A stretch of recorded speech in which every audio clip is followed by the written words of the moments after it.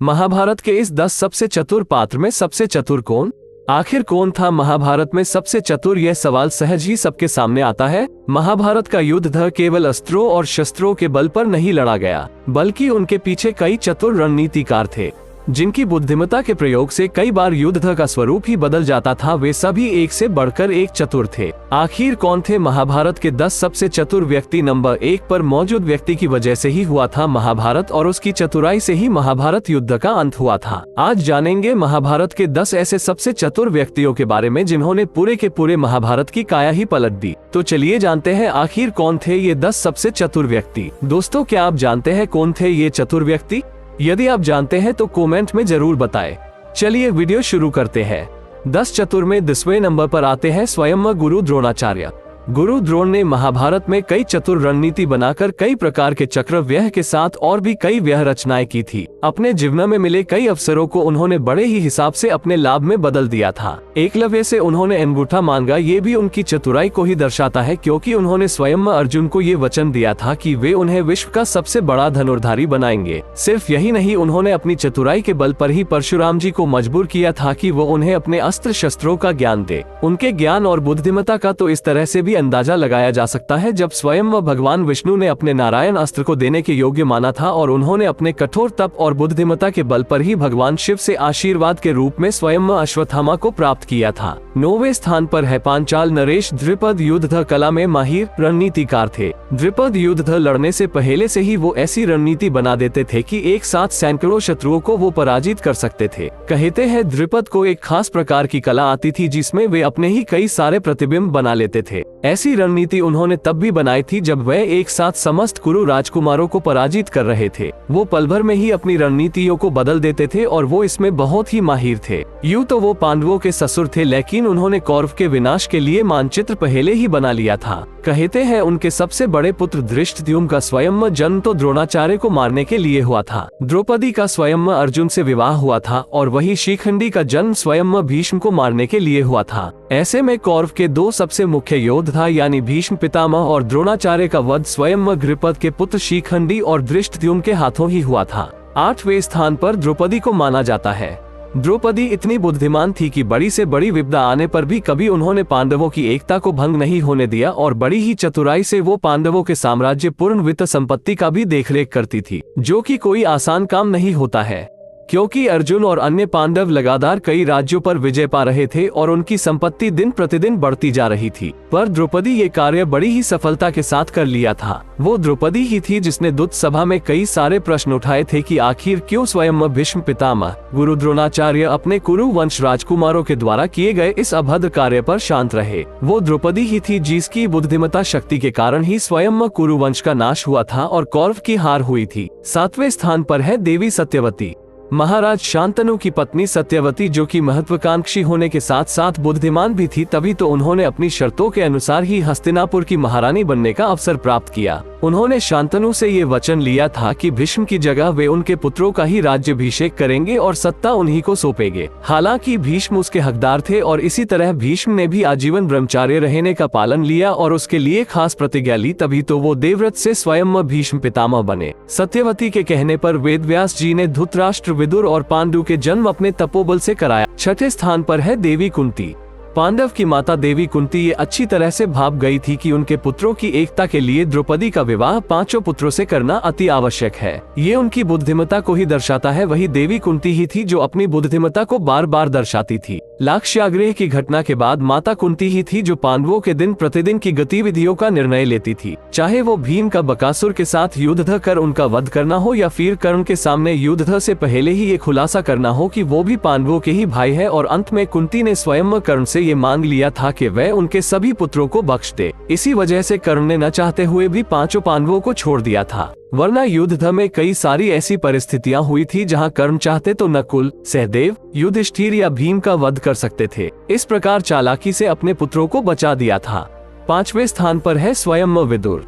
धर्मराज के पुत्र विदुर एक सिद्धांतवादी व्यक्ति और अत्यंत चतुर पुरुष थे। उन्होंने धृतराष्ट्र के मंत्री के रूप में अपना कर्तव्य निष्ठा पूर्वक निभाया था और उन्होंने हर अवसर पर राज्य की समृद्धि और बेहतरी के लिए ही राजा को उचित सलाह दी थी। विदुर काफी बुद्धिमान भी थे। वो दुर्योधन की बुरी योजनाओं को पहले ही भांप गए थे, इसीलिए उन्होंने पांडवों को लाक्ष्य ग्रह के समय पहले ही ये चेताव दिया था कि दुर्योधन उन सब का वध करवाने वाला है। उनके पास ज्ञान की कोई कमी नहीं थी और इसी का नतीजा था कि उनके द्वारा रची विदुर नीति आज भी कई सारे लोगों में बहुत प्रिय है। उन्होंने स्वयं धृतराष्ट्र और यहाँ तक कि दुर्योधन को भी कई सारे बेहतर सुझाव दिए थे, लेकिन किसी ने भी उनकी बात नहीं मानी। वो जानते थे कि युद्ध का विनाश बहुत ही ज्यादा भयंकर होगा, इसीलिए उन्होंने स्वयं कौरव का साथ नहीं दिया और वो निष्पक्ष रहे। ना ही उन्होंने पांडवों की ओर से युद्ध लड़ा और ना ही दुर्योधन की तरफ से। चौथे नंबर पर मौजूद है स्वयं भीष्म।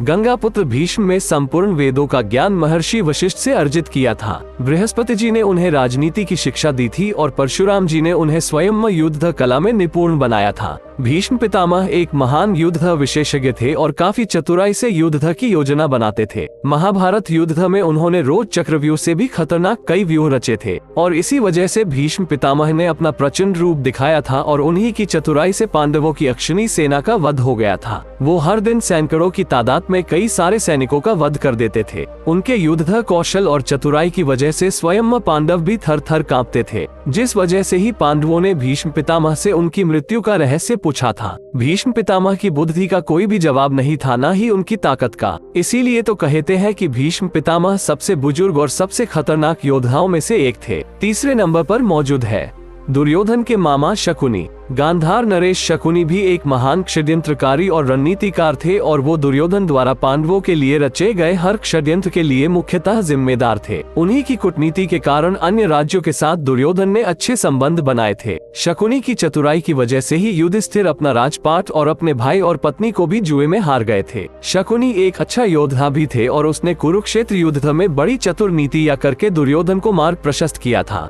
और तो और उसकी चतुराई के कारण ही दुर्योधन इतनी विशाल सेना एकत्रित करने में सफल हुए थे। उसने 11 अक्षणीय सेना स्वयं कौरव पक्ष में शामिल हुई थी। मामा शकुनी इतना चालाक था कि अगर पांडव पक्ष में श्री कृष्ण न होते तो शकुनी की कई चालाकियां पांडवों को समझ नहीं आती और वे युद्ध भी हार सकते थे। अब बात करते हैं नंबर 2 की, जिस पर मौजूद उस बुद्धिमान योद्धा की जिसकी वजह से ही महाभारत का युद्ध हुआ था। वो थे स्वयं युधिष्ठिर। युधिष्ठिर जिन्हें धर्मराज कहा जाता था, वे किसी भी परिस्थिति में वे धर्म पर अड़िग रहते थे और स्थिर मन से व्यक्ति के द्वारा पूछे गए जटिल प्रश्नों का उत्तर भी देते थे। एक बार वनवास के समय यक्ष के तालाब का जहरीला पानी पीने से 4 पांडव की मृत्यु हुई थी। तब युधिष्ठिर ने ही यक्ष के सभी प्रश्नों के उत्तर दिए थे और अपने भाई ओ को जीवित किया था। वही जब लाक्ष्य ग्रह के समय स्वयं विदुर जी ने उन्हें चेताया थी कि किस तरह कौरव पांडव को मारना चाहते थे, तब उन्होंने ही बड़ी ही चतुराई के साथ योजना बनाई और लाक्ष्य ग्रह से बाहर निकले थे। वो हमेशा धर्म और चतुराई के साथ अपने पांडव भाइयों का मार्गदर्शन करते थे। उन्हीं की ये चतुराई कई बार उनके भाइयों काम आई थी। इतने चतुर होने पर भी युधिष्ठिर से एक भूल हो गई। उन्होंने धर्म के पद पर चलते चलते द्युत क्रीड़ा में स्वयं अपने राज्य को, सभी पांडवों को और द्रौपदी को दांव पर लगा दिया, जिस वजह से ही आदि द्रौपदी का वस्त्रहरण हुआ और फिर महाभारत शुरू हुआ था। महाभारत के विशाल युद्ध में महत्वपूर्ण स्थान रखने वाले श्री कृष्ण को बहुत ही छलिया और चतुर कहा जाता है, जिसका प्रमाण उन्होंने कई बार अपनी चतुराई और माया को दिखाकर दिया भी है। इसीलिए नंबर 1 के स्थान पर आते हैं भगवान श्री कृष्ण, जिन्होंने कुरुक्षेत्र के इस महाभारत युद्ध की डोर अपने हाथों में रखी थी। कई बार अपनी चतुराई से इस युद्ध का रुख मोड़ दिया था। श्री कृष्ण ने अपनी चतुराई का प्रयोग करके कई ऐसे काम किए जिन्हें छल का नाम दिया गया है, लेकिन ये तो युद्ध नीति या चतुराई है। आइए आज हम आपको ऐसी रोचक बातें बताते हैं जिनमें श्री कृष्ण ने अपनी चतुराई का प्रयोग करके पांडवों और धर्म को महाभारत का भीषण युद्ध जीतने में सहयोग प्रदान किया।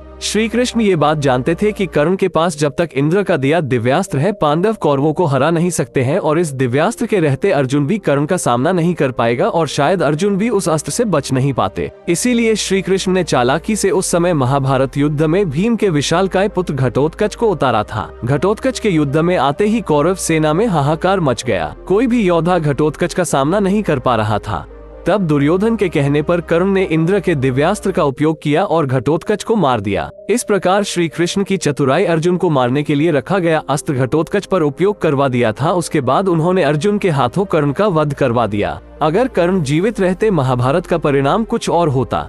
पितामह भीष्म के वध के लिए श्री कृष्ण ने पांडवों को शिखंडी का राज बताया और युद्ध में शिखंडी को लाने के लिए कहा, क्योंकि शिखंडी पूर्व जन्म में राजकुमारी अम्बा था जो भीष्म पितामह से बदला लेना चाहती थी, और यह बात भी वही जानते थे कि पितामह भीष्मास्त्री के सामने शस्त्र नहीं उठाएंगे। अर्जुन ने वैसा ही किया और पितामह भीष्म को बांध सैया पर लेटा दिया। जब चक्रव्यूह में अभिमन्यु का वध हो गया, जिसमें जयद्रथ की वजह से पांडव उसे बचा नहीं पाए, जब अर्जुन को ये बात पता चली तो अर्जुन ने प्रतिज्ञा ली कि अगले शाम तक अगर मैं जयद्रथ को नहीं मार लेंगे तो मैं स्वयं अग्नि में समाधि ले लेंगे। अगले दिन जब युद्ध प्रारंभ हुआ तो शाम होने तक भी जयद्रथ सामने नहीं आया। तब श्री कृष्ण ने अपनी माया से सूर्य को छुपा लिया और ऐसा लगने लगा कि सूर्यास्त हो गया है, जिससे जयद्रथ खुद अर्जुन के सामने आ गया। तब श्री कृष्ण ने सूर्य को वापस निकाल दिया और अर्जुन ने जयद्रथ को मारकर अपनी प्रतिज्ञा पूरी कर ली। श्री कृष्ण ये जानते थे कि जैसे ही दुर्योधन अपनी माता गांधारी के सामने नग्न अवस्था में जाएंगे तो गांधारी अपनी दिव्य दृष्टि जैसे ही दुर्योधन पर डालेगी तो उनका पूरा शरीर वज्र का हो जाएगा और दुर्योधन को हराना नामुमकिन हो जाएगा। तब उन्होंने दुर्योधन को लंगोट पहनकर जाने की सलाह दी थी। जब भीम और दुर्योधन का युद्ध हुआ तो भीम के गदों के प्रहार का दुर्योधन पर कोई प्रभाव नहीं हो रहा था, क्योंकि दुर्योधन की जांघ को छोड़कर उसका पूरा शरीर लोहे का बन चुका था। तब श्री कृष्ण ने भीम को गदा युद्ध के नियमों के विपरीत भीम को दुर्योधन की जांघ पर प्रहार करने को उकसाया, जिससे भीम दुर्योधन को घायल कर पाए। और जब दुर्योधन की शक्ति क्षीण हो गई तब भीम के हाथों उसका वध करवा दिया और महाभारत का युद्ध लगभग समाप्त हो गया और पांडवों की जीत हुई। इस प्रकार बड़ी चतुराई से इस पूरे युद्ध में सबसे अहम भूमिका निभाकर शुरू से अंत तक अपनी चतुराई से युद्ध का रुख मोड़ते रहे और अंत भी उन्होंने जो चाहा वह कर दिया। तो यही थे 10 चतुर व्यक्ति जो महाभारत के सुनहरे पन्नों में आज भी अमर हो गए हैं। महाभारत में ऐसी कई कहानियां छिपी है जिसे हम आपको सुनाते रहेंगे। आपने अभी तक हमारी चैनल को सब्सक्राइब नहीं किया है तो आज ही कर लीजिए ताकि आपको सभी जानकारी मिलती रहे। धन्यवाद।